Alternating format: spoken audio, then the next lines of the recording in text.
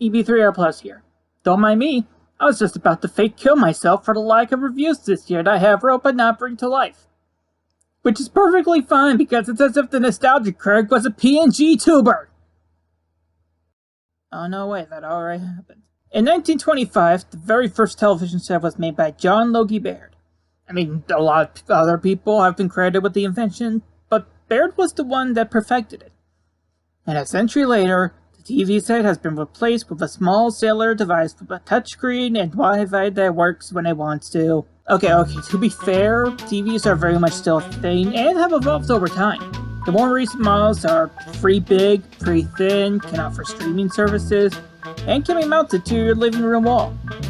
Oh, they can even be slapped under the wall like something off of display, not spawned. But much like humans, TVs do come in many shapes, sizes, and colors. They can be big, they can be tall, they can be round, they can be small. They can be black, white, red, blue, spongy, princessy, portable, and they can even be spherical! TV has been known to bring people together, whether it's a family looking forward to their favorite program, or just your average Super Bowl party. We all love TV. And the ones that love it the most are the overweight men that have no ability to take care of themselves and end up a lonely loser for the rest of their lives. I.e. me, so that somehow makes me qualified to have a top 25 TV show thing.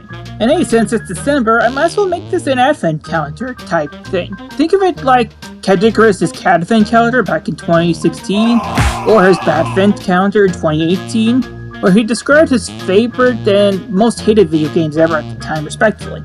Clever, I know, and Cadbury Chocolate totally ripped it off! Now, some of these shows are going to be predictable because I'm Gen Z, but you know what, just let me have my nostalgia back off. And honestly, I would have challenged myself here if it was like one show per channel, one show per franchise, one show per studio. But come on, it's Christmas, alright? And we all need a break, so I'm gonna do this my way. Hey, live action EB3R Plus here. Sorry to interrupt, I just figured I'd just bring my ugly-ish face up here every once in a while.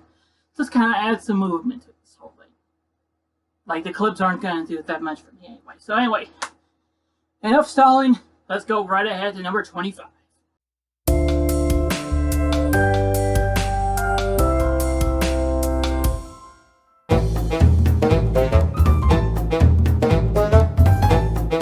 Okay, so I'm starting off with an obscure one here, and it does sound like a weird combination.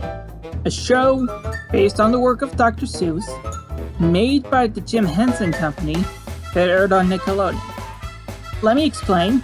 Both Jim Henson and Dr. Seuss were masterminds for creating imaginative things that pretty much fueled a lot of people's creativity. So a mix of Seuss's whimsical worlds and Henson's comedic puppetry pretty much seemed like a no-brainer. So why the hell was it on Nickelodeon? Seriously, I can't imagine what that would look like, even if they rerun it today. The Wubbulous world of Dr. Seuss ran for two 20-episode seasons between 1996 and 1998, and was hosted by the Cat in the Hat. But now! Can you hear me now? How about now? Still hear me? And yes, I am hoping that Warner Brothers takes inspiration from this cat instead of freaking Mike Myers. Did you say toot fart? I did not. I said too far. Toot fart? Too far. I heard toot fart again. Oh, no wait, they got Flint Lockwood to voice him. The first season was more so an anthology series, featuring at least one of Seuss's most popular characters, you know, like the Grinch or Horton the Elephant.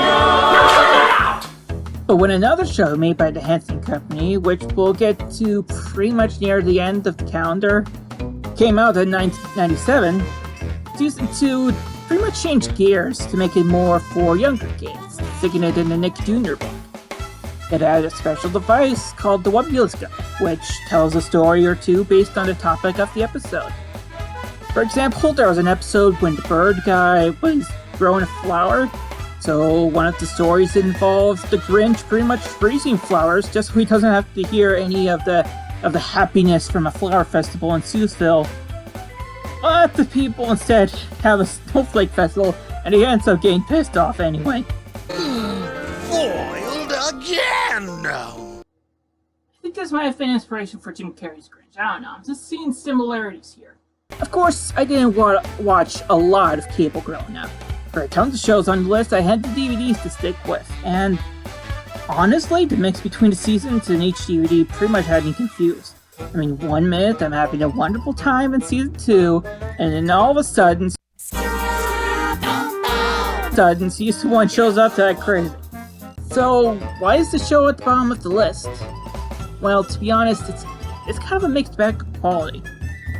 I mean, yeah, the Clipchamp did do a good job with the puppets, but CG, it doesn't exactly hold up and pretty much belongs in a PS2 game. And I don't mean that one. And as I've covered in my Jonah video, I'm not a big fan of characters bursting out into song all of a sudden, so that definitely lowers the score a bit. But hey, I've had a lot of nostalgia for this one, and I still like both seasons, so that's pretty much why it's on the list. But before we move on, which cat do you think is better? Season 1 Wubbulous Cat, Season 2 Wubbulous Cat, Mike Myers, or Bill Hader? Nah, who am I kidding? It's obviously gotta be the Dr. Seuss on Duluth Cat because of the memes. Eggs! Eggs! E-double-G-S! Oh, that was weird.